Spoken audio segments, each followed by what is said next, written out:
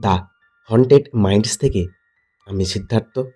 আজ আমি আপনাদের শোনাতে চলেছি এমন এক সত্য ঘটনা যা আজও শালবন গ্রামের মানুষ ভুলতে পারেনি। এটি শুধু একটি ভৌতিক গল্প নয়, এটি এমন একটি অভিশপ্ত স্কুলের কাহিনী যেখানে ক্লাস আজও শেষ হয়নি, যেখানে মৃত ছাত্রছাত্রীরা আজও উপস্থিতি দেয়, আর যেখানে রাত 12টার পর কেউ ঢুকলে ভোরের আলো আর দেখতে পায় না। চলুন আর দেরি না করে গল্পটা শুরু করা যাক। আপনারা শুনছেন গ্রাম বাংলা ভৌতিক গল্প, ভৌতিক স্কুল। বর্ষার এক অন্ধকার সন্ধ্যা, পশ্চিমবঙ্গের একটি প্রত্যন্ত গ্রাম শালবন। গ্রামের এক প্রান্তে দাঁড়িয়ে আছে প্রায় 80 বছরের পুরনো একটি স্কুল, শালবন উচ্চ বিদ্যালয়। 10 বছর আগে হঠাৎ এক ভয়ঙ্কর আগুনে স্কুলের একটি অংশ পুড়ে যায়। সরকারি রিপোর্টে লেখা হয়েছিল শর্ট সার্কিট, কিন্তু গ্রামের মানুষ জানতো সেই দিন রাতের ঘটনাটা শুধু আগুনের ছিল না। আগুন লাগার ঠিক আগে স্কুলের ঘন্টা নিজে থেকে বাজতে শুরু করেছিল। তারপর থেকে স্কুলটি বন্ধ। লোকমুখে ছড়িয়ে পড়ে এক অদ্ভুত কথা: রাত 12টার পর যদি ওই স্কুলে ঘন্টা বাজে, তাহলে কেউ একজন আর ভোর পর্যন্ত বাঁচত না। কেউ বিশ্বাস করত, কেউ করত না। 10 বছর পরে কলকাতার 5জন ইউটিউবার অর্ণব, রুদ্র, মীরা, সায়ন ও তিথি ভৌতিক জায়গার ভিডিও বানানোর জন্য বিখ্যাত। তাদের নতুন ভিডিওর বিষয় শালবনের অভিশপ্ত স্কুল। গ্রামে পৌঁছে তারা অদ্ভুত কিছু লক্ষ্য করল। স্কুলের সামনে দাঁড়িয়ে থাকা এক বৃদ্ধ কাঁপা গলায় বললেন, বাবারা, সূর্য ডোবার আগে চলে যাও। রাত হলে ওই স্কুল আর স্কুল থাকে না। অর্ণব হেসে বলল, কাকু, ওসব ভূতের গল্প আমরা ভয় পাই না। বৃদ্ধ শুধু একটাই কথা বললেন, যদি ভেতরে যাও, কোনো ক্লাসরুম থেকে যদি কেউ তোমাদের নাম ধরে ডাকে, পিছনে তাকিও না। এই বলে তিনি ধীরে ধীরে অন্ধকারে মিলিয়ে গেলেন। রাত 11:45 ক্যামেরা অন করলো। গেটটা ঠেলে খুলতেই শব্দে পুরো স্কুল কেঁপে উঠল। করিডোরে পা রাখতেই মনে হলো যেন শত শত ছাত্রছাত্রী ফিসফিস করে কথা বলছে, কিন্তু চারিদিকে কেউ নেই। হঠাৎ স্কুলের পুরনো ঘন্টা নিজে থেকেই বাজতে শুরু করলো। সবার শরীর ঠান্ডা হয়ে গেল। মীরা কাঁপা গলায় বলল, কে কে ঘন্টা বাজাচ্ছে? ঠিক তখনই দোতলার একটি ক্লাসরুমের আলো জ্বলে উঠল। জানালার ফাঁক দিয়ে দেখা গেল পুরনো স্কুল ইউনিফর্ম পরা কয়েকজন ছাত্রছাত্রী চুপচাপ বসে আছে। বোর্ডের সামনে দাঁড়িয়ে আছেন একজন শিক্ষক, কিন্তু তাদের কারোর মুখ নেই।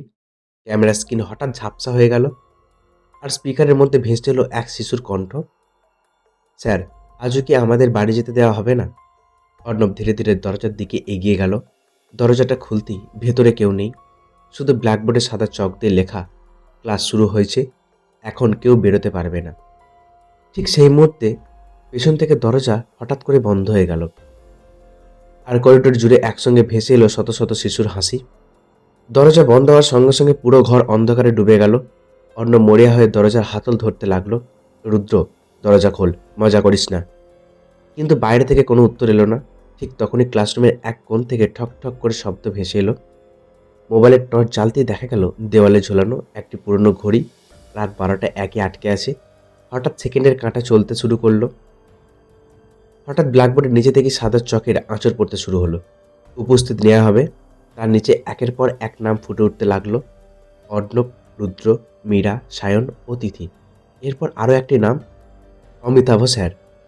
ঠিক তাদের মধ্যে এই নামে কেউ ছিল না, কিন্তু তাদের মধ্যে এই নামে কেউ ছিল না।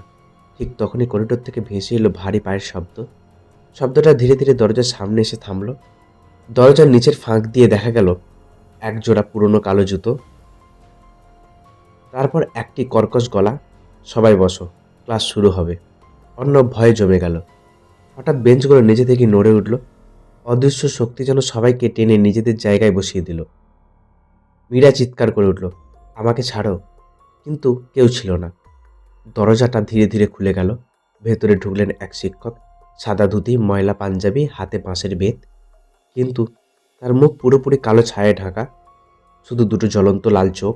তিনি ধীরে ধীরে বললেন, যারা পড়া মুখস্থ করেনি তারা আজ বাড়ি ফিরবে না। বেতটা বেঞ্চে আঘাত করতেই পুরো ঘর কেঁপে উঠল।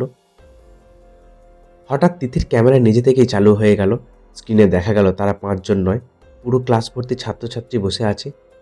সবাই মাথা নিচু করে। ধীরে ধীরে তারা একসঙ্গে মাথা তুলল। প্রত্যেক মুখ পুড়ে কালো হয়ে গেছে, কারোর চোখ নেই, কারোর মুখ গলে নেমে এসছে। সবাই একসঙ্গে ফিসফিস করে বলল, আমাদের সঙ্গে পড়তে এসেছো? ক্যামেরা হঠাৎ বন্ধ হয়ে গেল। সায়ন আর থাকতে না পেরে দৌড়ে দরজার দিকে ছুটল। দরজার বাইরে বেরোতেই সে থমকে দাঁড়ালো। করিডোর আর আগের মতো নেই। চারিদিকে আগুন জ্বলছে, ছাত্রছাত্রীরা ছুটছে, কেউ সাহায্যের জন্য চিৎকার করছে। একজন ছোট্ট ছেলে কাঁদতে কাঁদতে বলছে, স্যার, দরজাটা খুলুন, আমরা বেরোতে পারছি না। ঠিক তখনই সে আগুনের মধ্যে দাঁড়িয়ে থাকা লাল চোখের শিক্ষক ধীরে ধীরে সায়নের দিকে তাকালেন। তার ঠোঁট না নাড়িয়ে বললেন, তোমরা এবার আমাদের ক্লাসের ছাত্র। সায়নের মুখে এক বিকট চিৎকার বেরিয়ে এলো। সায়নের মুখ থেকে এক বিকট চিৎকার বেরিয়ে এলো, আর সেই চিৎকারে পুরো স্কুল কেঁপে উঠল। সায়নের চিৎকারে পুরো স্কুল কেঁপে উঠল।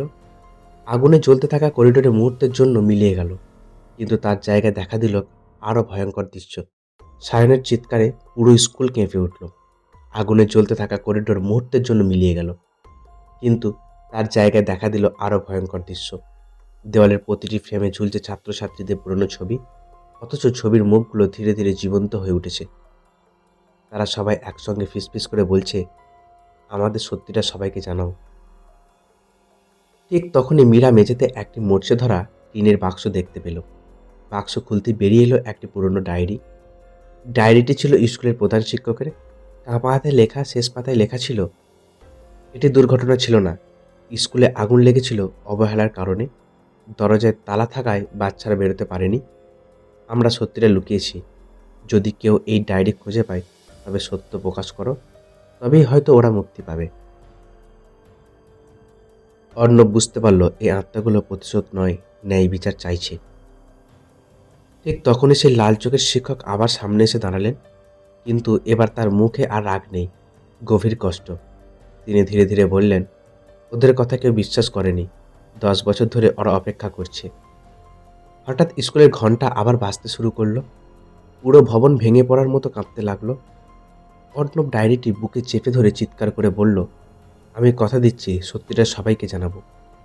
মুহূর্তের মধ্যেই সবকিছু থেমে গেল। আগুন নিভে গেল, করিডোর শান্ত হয়ে গেল। সেই শত শত ছাত্রছাত্রী ধীরে ধীরে অন্ধকার থেকে বেরিয়ে এলো। এবার তাদের মুখে আর পোড়া দাগ নেই, সবাই স্বাভাবিক। তারা একে একে হাসলো। একটি ছোট্ট মেয়ে এগিয়ে এসে বলল, ধন্যবাদ, এবার আমরা বাড়ি যেতে পারবো। তারপর এক ঝলক সাদা আলোয় তারা সবাই মিলিয়ে গেল। শেষবারের মতো স্কুলের ঘন্টা আবারও বাজলো। তারপর চিরদিনের জন্য নীরবতা। 1 মাস পরে অর্ণবের ভিডিও ইন্টারনেটে প্রকাশিত হলো। ভিডিওর সঙ্গে তার প্রধান শিক্ষকের ডায়েরির প্রতিটা পাতা প্রকাশ করে। পুরো রাজ্যে আলোড়ন পড়ে যায়। সরকারি তদন্তের বহু বছর আগের সত্য সামনে আসে। স্কুল প্রাঙ্গণে নিহত ছাত্রছাত্রীদের স্মরণে একটি স্মৃতিস্তম্ভ নির্মাণ করা হয়। লোকেরা বলতে শুরু করলো, সত্য প্রকাশের পর আর কখনো সেই স্কুলে রাতে ঘন্টা বাজতে শোনা যায়নি। ভিডিও আপলোড করার পর অর্ণব একদিন সম্পাদনার সময় শেষ ফ্রেমে একটি অদ্ভুত জিনিস দেখতে পেল। ভিডিওর একেবারে শেষ সেকেন্ডে খালি ক্লাসরুমের শেষ বেঞ্চে একটি ছেলে বসে আছে। সে ক্যামেরার দিকে তাকিয়ে ধীরে ধীরে হাসছে। ভিডিও রেকর্ড করার সময় সেখানে কেউ ছিল না। আবার ব্ল্যাকবোর্ডে নিজে থেকে ভেসে উঠল একটি নতুন বাক্য, পরের ক্লাসের অপেক্ষায় আছি। ভিডিওটি সেই মুহূর্তেই নিজে থেকেই ডিলিট হয়ে যায়। আজও কেউ জানে না সেই শেষ বেঞ্চে বসে থাকা ছেলেটি কে ছিল। আজকের গল্প এই পর্যন্তই বন্ধুরা। কালকে দেখা হচ্ছে আবার এক নতুন গল্পের সঙ্গে। গল্পটি ভালো লাগলে অবশ্যই লাইক করবেন, কমেন্ট করবেন। আরও এরকম নতুন নতুন ভূতের গল্প শুনতে চ্যানেলটিকে সাবস্ক্রাইব করবেন।